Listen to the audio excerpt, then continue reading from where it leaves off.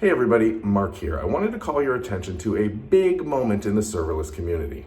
Yesterday on the AWS blog, Danilo from the AWS Evangelism team had a fantastic post up about a big update to the AWS WellArchitected framework. As part of the AWS WellArchitected framework, there are 3 lenses. Now, each of these lenses do a deeper dive onto a specific type of technology, a specific way of building. So there's high performance computing, IoT, and serverless. Well, yesterday, serverless got a huge update. They added 37 new best practices. Now, these best practices were pulled from the AWS product teams, AWS engineering teams, the WellArchitected team, as well as the community. Now, that's a real big moment for us. That's a maturation of the serverless community to the point where we are now having far more formalized best practices because we're seeing rapid rise in adoption in all areas. This is a great way for you to build.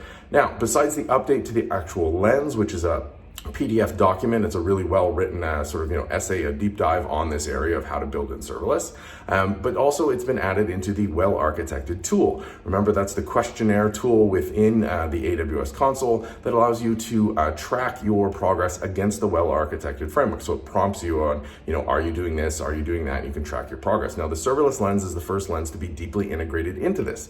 If you check a workload as being serverless, it's now going to prompt you with 9 new questions around serverless best practices. So these are great tools to help you build better in the AWS cloud, to help you build better serverless applications. But it's also a moment where I think the serverless community should step back and appreciate how far we've come in how short a time. It's a huge milestone. Check it out on the AWS blog and in the AWS WellArchitected website. You can read that new updated lens.